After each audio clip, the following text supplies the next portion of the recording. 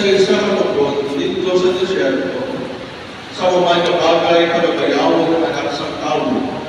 Agud ang tagsa-tagsa magtuo sa iya, may kabuhi na wala sa katapusan. Kaya nilong malikit sa Diyos ang kalibutan sa bagay ng hatang niya iabugto anak. Agud ang tagsa-tagsa na natuo sa iya, hindi na mapatay, kundi may kabuhi na wala sa katapusan.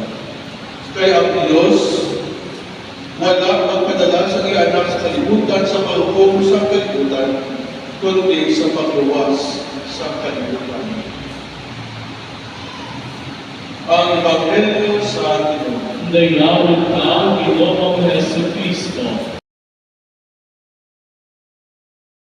Nangigikan sa Egipto, sa lugar kung sa diin niluwas sila sa Diyos sa pagkaulikon ang pagpamigos.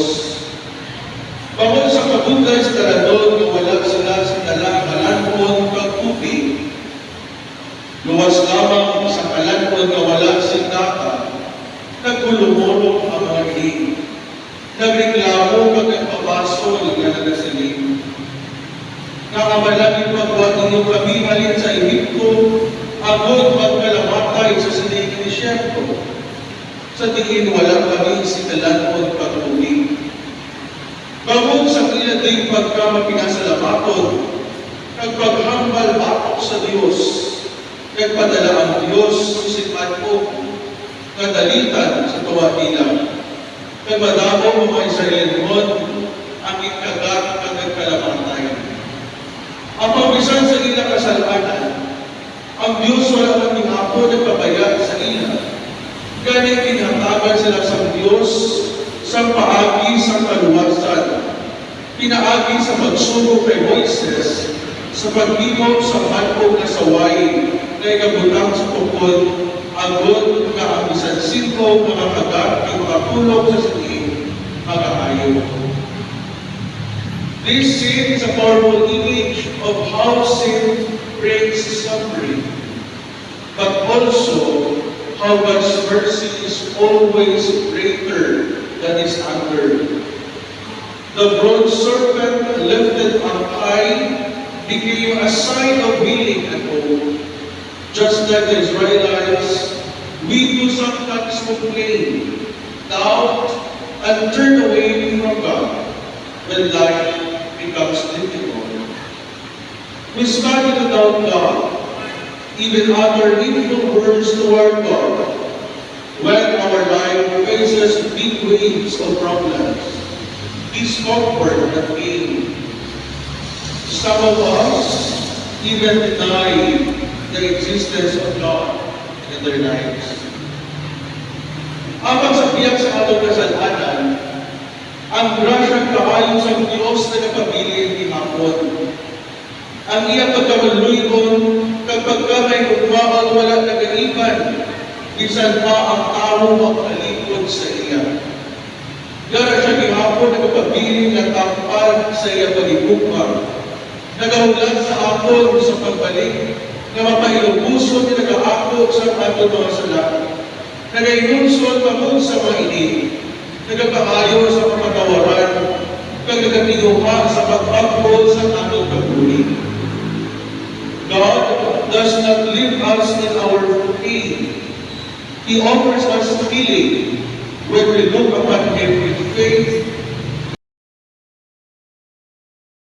He is there waiting for us to humble ourselves before Him. St. Paul speaks of this humility in the second reading. Through the perfect example of Jesus' obedience and humility to the will of the Father. Although He was in the form of God, did not regard equality with God, something to be grasped. Rather, He emptied Himself, taking the form of a slave, coming in human likeness, and found human appearance. He humbled Himself, becoming obedient to death, even death on a cross. Ang kasugo mo pagka-mapainubuson, kag-pasinulunod na Jesus, ang maanhag na pagpahayag sa iya labing dako na gugma, na nagdala sa kaluwasan kung ano lamang iingunaon kag pamalantukan, mga utod sigurado gid nga aton nagipasuod hindi makapupos sa bugma ni Ginoong Jesus sa aton nga makasala nga mga tao. Kung aton lang kita malantulan ang dako, ang misteryo, ang dako, ang bugma gipahayag sa Dios sa iya pag-alad sa kabuhi sa krus, ay handog sa kalubog ang atong buhay. Ay halina ito sa lakan, mahangpan, kung na ang Diyos naghalag sa iya kabuhi para sa tao na makasasala. Ang pagmamahukot, ini ano at ini nga bahayag ano kadako pagkadalo ang tugma sa mahal na Diyos. Ang iya na bigdako ang bugma nagluwag sa aton halin sa silo sa sala. Ang iya makaluluwag sa sakripisyo sa cross nagbayaw sa aton mahigko kag baluya na kinaugali. Daw sa atong katampan ang paigugma ni Kristo sa atong tanan. Bisan pa masabi na nagtalikod kita sa iya. Bisan pa na ang atong kaligugma hindi nato mahatag simbukos sa iya. Ang iyang kaligugma nagdala sa kaluwasan. Nagbawal sa ugma, nagpadayon siya sa pagpangakapon sa dalanon sa krus. Bisan madamo ang mga tao ang nagyabulag sa iya. Nagpasimala, nagaboy sa sala ng mga malungkuhan, nagkikapot, walang siya magluha sa pagkakot sa kasakit na iya pag-aagyan bangod sa bugma. Ang iya pagpaubos ng kapita sa kamaturan, na ang gahong wala sa pagmalabing dako o unlamaw sa iban, kundi sa pag-alagad. Through his act of sacrifice, he redefined greatness, not by power, but by sacrificial love. Kung ato matandaan sa managiligan nga Ebanghelyo, kita ginhangkad at ginagdam sa pagpasan sa atong krus. Sa pagpunta sa mga tao, sa atong mismo isip na tao. There may be times we wanted to set aside our process, to take shortcuts in our journey, to get rid of the heavy cross in our lives. But my dear brothers and sisters, Jesus as example invites us to trust that through our sacrifices, we are united with Him. Kung mabuglay, mabukat, masakit, makapoy, ang pagbitbit sa cross, ang pagbitbit sa atong cross.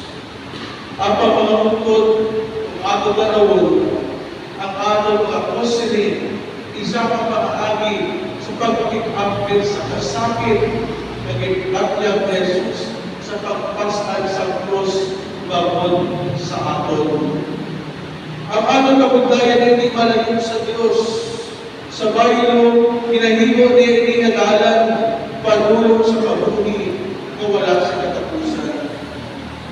Sa Ebanghelyo sa Jesus ang siling, just as Moses lifted up the serpent in the desert, so must the Son of Man be lifted up. This points directly to the cross, where Jesus was lifted up not just to suffer, but to save. Kaya ang rason nga itutunan sa mahal na Diyos na inadyan sa cross, because God so loved the world that He gave His only Son.